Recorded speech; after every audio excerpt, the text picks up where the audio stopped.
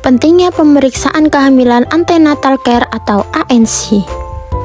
Pemeriksaan antenatal care merupakan pemeriksaan kehamilan yang penting dilakukan untuk meningkatkan kesehatan fisik dan mental pada ibu hamil secara optimal.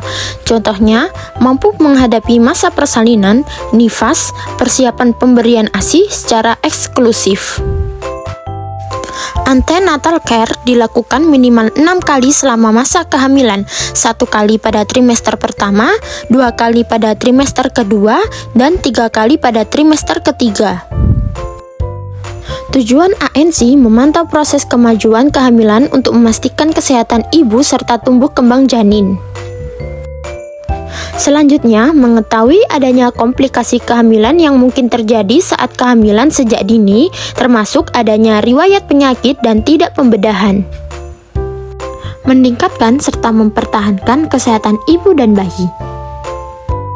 Selanjutnya, mempersiapkan proses persalinan sehingga dapat melahirkan bayi dengan selamat serta minimalkan trauma yang dimungkinkan terjadi pada masa persalinan.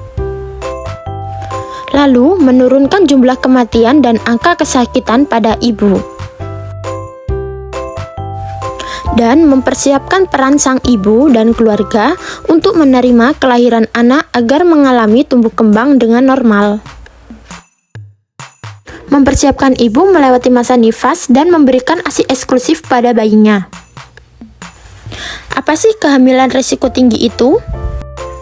Yaitu kehamilan dengan berbagai faktor risiko yang dapat menyebabkan terjadinya komplikasi dan mengganggu proses kehamilan hingga bersalin serta mengancam jiwa ibu dan janin. Lalu komplikasi apa sih yang dapat ditimbulkan pada ibu hamil? Yaitu 1. Bayi lahir belum cukup bulan atau prematur. 2. Bayi lahir dengan berat lahir rendah atau BBLR. Yang ketiga, keguguran atau abortus.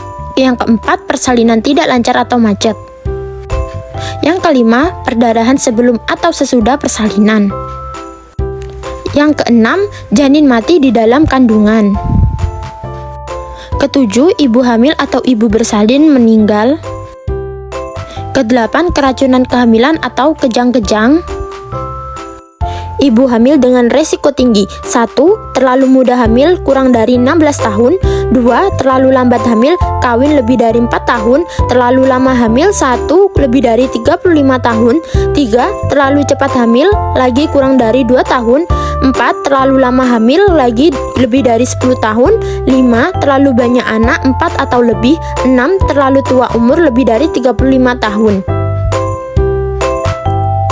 7. Terlalu pendek, kurang dari 145 cm.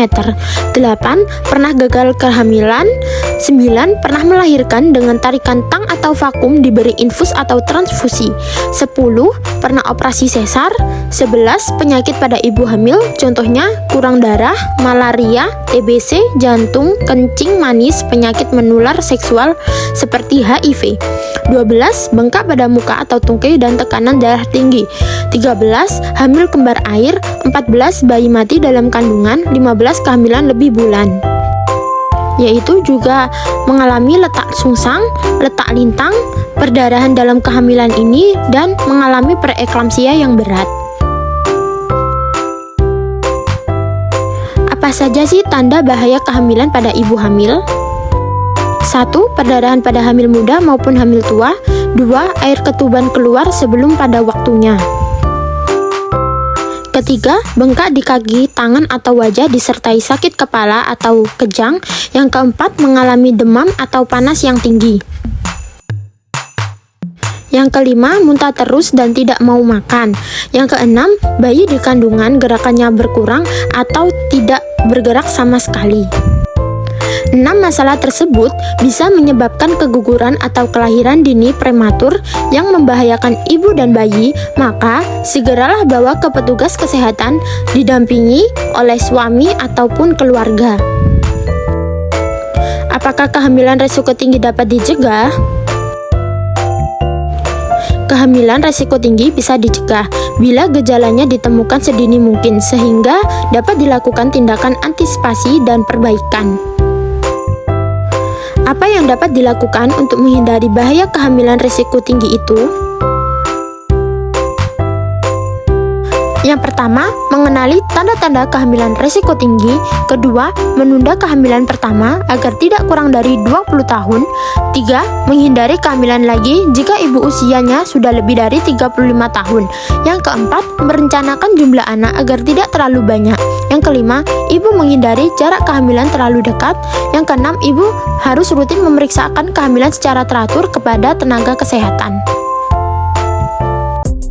Ingat, pemeriksaan kehamilan dapat dilakukan pada puskesmas, klinik, maupun rumah sakit dan dilakukan oleh petugas tenaga kesehatan. Sekian dari saya, terima kasih sudah menonton. Jangan lupa subscribe dan like ya.